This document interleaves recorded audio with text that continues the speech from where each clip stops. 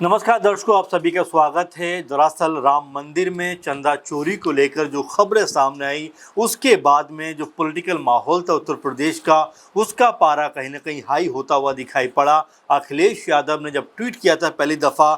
तकरीबन 7 जून को, उसके बाद में लगातार इस मामले के ऊपर छानबीन होती चली गई। एसआईटी बनी, कई नाम निकल कर सामने आए, कई की गिरफ्तारियां भी हुई और कई के ऊपर गिरफ्तारी की जो तलवार है वो लटकती हुई दिखाई पड़ती है। लेकिन उससे बड़ी बात कि क्या सिर्फ यही चेहरे थे या इनके अलावा भी कोई बड़ी मछलियां हैं जिनके ऊपर अभी तक किसी का ध्यान नहीं है या कोई भी उनका नाम लेने की हिम्मत नहीं कर पा रहा। क्योंकि हमने देखा कुछ दिनों पहले जो बागेश्वर धाम के धीरेन्द्र शास्त्री बाबा हैं, उन्होंने कहा था कि मैं नाम लेने की हिम्मत नहीं कर पा रहा हूं, तो क्या उनको पता था? और दूसरा बड़ा नाम जो बीजेपी के बड़े नेता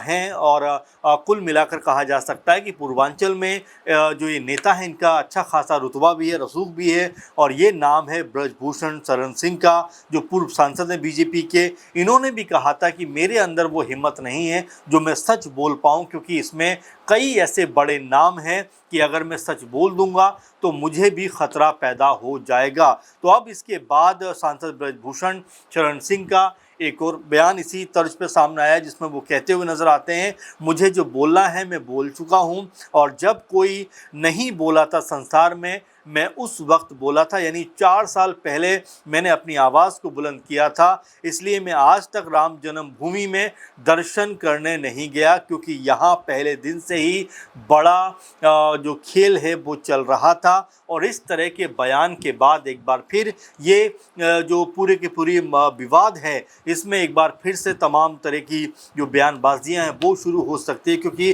ब्रजभूषण शरण सिंह ने जिस तरीके से कहा कि 4 साल से लगातार जो ये राम मंदिर बना, तमाम तरह का यहाँ पे जो खेल हुआ, राम जन्मभूमि दर्शन करने के लिए वो इसलिए नहीं गए क्योंकि यहाँ पर ज़मीनों को लेन देन के लिए बहुत सारा खेल चला। यानी वो ये कहते हुए नज़र आ रहे हैं कि 4 साल से लगातार इस जो राम जन्मभूमि, इसके आसपास में लगातार भ्रष्टाचार का जो खेल है वो अपने चरम पर है, और उनको पता था कि लगातार यहाँ पर भ्रष्टाचार हो रहा है। इसलिए वो अभी तक राम जी के दर्शन करने, राम जन्मभूमि में जो मंदिर बना वहाँ पर वो नहीं गए। और ये बयान अपने आप में इसलिए भी बड़ा हो जाता है क्योंकि ब्रजभूषण शरण सिंह के बारे में ये बात काफ़ी ज़्यादा चर्चित है कि वो मजबूत छवि के नेता हैं, ताकतवर छवि के नेता हैं, अपनी बात को बेबाकी के साथ में रखते हुए नजर आते हैं। और इस दफ़ा भी जिस तरह से उन्होंने कहा है कि मैंने जो बोलना था वो 4 साल पहले बोल दिया, उस समय किसी की बोलने की हिम्मत नहीं थी, मैंने सबसे पहले ये बात बोली। और अब जब ये खुलासे हो रहे हैं तो जाहिर बात है कि उसी का ये फल निकल कर सामने आता है। जब अगर 4 साल पहले मैंने जब जो बात रखी थी, अगर वहीं पे इसको कंट्रोल कर लिया जाता तो आज इतना बड़ा चोरी का, स्कैम का मामला सामने नहीं आता। और यही बात यहाँ पर जो है ब्रजभूषण शरण सिंह बोलते हुए दिखाई पड़ते हैं। और पत्रकारों से बात करते हुए उन्होंने यहाँ तक कहा कि जो ये राम जन्मभूमि का पूरा मामला था, जब ये राम मंदिर बनना शुरू हुआ, उसको लेकर जो कमेटियां बनी, जो ट्रस्ट बना, इन्होंने शुरुआत से ही कहीं ना कहीं अपने लिए, अपनी जेबें भरने के लिए तमाम तरह के स्कैम के नए कह सकते हैं ऑप्शन तलाश किए। ज़मीन कम दामों में ख़रीदी, बाद में महंगे दामों पर बेची गई। और अब चंदा चोरी का जो मामला है उसने कहीं ना कहीं साबित कर दिया है कि जो लोग थे वो लगातार पैसे का गबन कर रहे थे, लगातार पैसे का हेरफेर कर रहे थे। इससे पहले उन्होंने कहा था ब्रजभूषण शरण सिंह ने कि अगर मैं सच बोलूँगा तो संकट में आ जाऊँगा, जिसके बाद विपक्षी नेताओं ने बीजेपी को घेरा था और ये तक कहा था कि क्या उनके ही लोग जिनको बहुत कुछ पता है वो नाम लेने से इसलिए डर रहे हैं कि उनकी ज़िंदगी पर कोई बड़ा असर इसका पड़ सकता है। और यही वजह थी कि ब्रजभूषण शरण सिंह जैसे नेता भी अपनी बातों को बड़ा तोल मोल कर बोलते हुए दिखाई पड़ते थे, और ये तक कहते हुए नजर आए कि अगर मैंने ऐसा बयान दिया तो मेरे ऊपर जो है संकट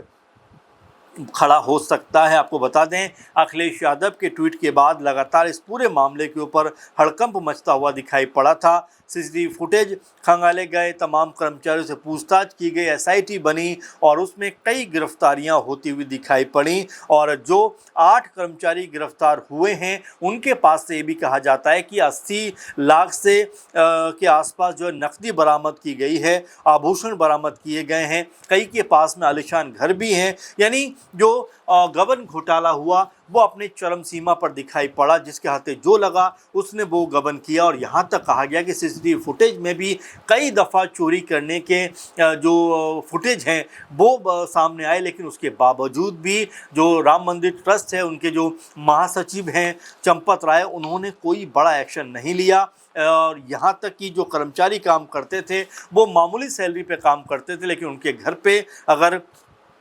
जो खबरें सामने आती हैं अगर वो देखा जाए तो ये कहा जाता है कि करोड़ों रुपए का जो हेर फेर करके उन्होंने आलीशान बंगले, आलीशान कोठियाँ और ज़बरदस्त तरीके से ज़मीनें खरीदी हैं। तो ये स्पष्ट हो जाता है कि जो लोग 15-16 हज़ार की नौकरी कर रहे हैं राम मंदिर में, ये तक कहते हुए नज़र आते हैं कि राम जी के लिए हम अपना जो है एक तरीके से उनके लिए सेवा करना चाहते हैं, वो मंदिर में रहना चाहते हैं और इसके बदले में अब जो सच सामने आ रहा है कि सेवा के बदले जो मेवा खाया गया वो कितने बड़े लेवल का था, क्योंकि इसमें नकदी जो है चोरी करने का भी मामला सामने है, आभूषण चोरी करने का भी मामला सामने है और लाखों करोड़ रुपए का गबन इसमें किया गया है। कई नेताओं ने तो इसको हज़ारों करोड़ रुपए का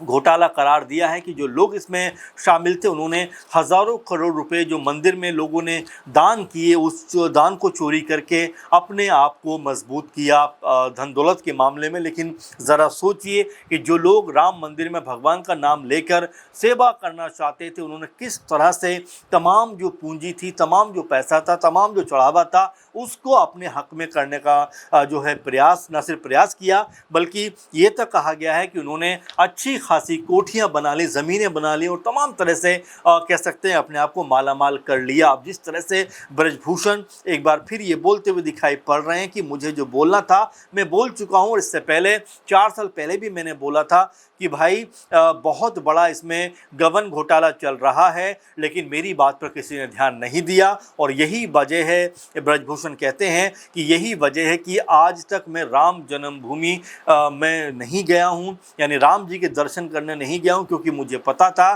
कि वहाँ पर किस तरह से भ्रष्टाचार का जो मामला है वो अपने चरम सीमा पर पहुंचता हुआ दिखाई पड़ता। अब देखना ये होगा कि ब्रजभूषण का जब ये बयान सामने आया है उन्होंने सीधे तौर पर आरोप लगाया है कि जो ट्रस्ट में लोग काम कर रहे थे उनके बारे में उनको बहुत पहले से पता था, ज़मीनें में घोटाला किया गया, तमाम तरह के घोटाले किए गए, आभूषण चोरी किए गए, पैसा चोरी किया गया और यहाँ तक वो कहते हुए पहले नज़र आए थे कि अगर मैं किसी का भी नाम ले दूँगा तो मैं मुश्किलों में पड़ जाऊंगा, संकट में पड़ जाऊंगा। साथ ही जो बागेश्वर बाबा धीरेन्द्र शास्त्री जी हैं उन्होंने भी ये बात कही थी कि उनको भी खतरा पैदा हो जाएगा अगर उन्होंने नाम ले दिया तो आखिर ये नाम कौन से हैं, किन नामों को लेकर ये ऐसे बड़े ओहदों पर बैठे हुए और ऐसे बड़े सन्यासी जिनको चमत्कारिक बाबा कहा जाता है जो दूसरों की पर्चे निकालते हैं, आखिर वो किस डर में हैं। और वहीं ब्रजभूषण शरण सिंह की बात की जाए तो उनको भी दबंग छवि का नेता कहा जाता है। लोग उनके सामने एक तरीके से उस आवाज़ में बात नहीं कर पाते, यानी मध्यम आवाज़ में दिखाई पड़ते हैं, क्योंकि ब्रजभूषण शरण सिंह का रुतबा और इतना कद मजबूत है कि अपनी छवि वो अलग तरह से बना कर रखते हैं। लेकिन इस मामले को लेकर देखा जाए तो वो भी ये बात कहते हुए नजर आते हैं कि वो जो लोग हैं बहुत ताकतवर लोग हैं और मुझे ये मामला 4 साल पहले से पता है। तो अब आप ब्रजभूषण शरण सिंह के इस बयान को कैसे देखते हैं कि क्या राम मंदिर ट्रस्ट को लेकर जो बयान उन्होंने दिया है, क्या 4-5 साल से जब से ट्रस्ट बना है उसके बाद से लगातार यहाँ पर जो गबन घोटाला हो रहा था, क्या उसके बाद से लगातार यहाँ पर पैसों का जो है स्कैम किया जा रहा था, चढ़ावे की चोरी की जा रही थी? आप क्या सोचते हैं कमेंट करके ज़रूर बताइए। फिलहाल के प्रोग्राम में बस इतना ही। आप लगातार हमारे साथ जुड़े रहें। नमस्कार।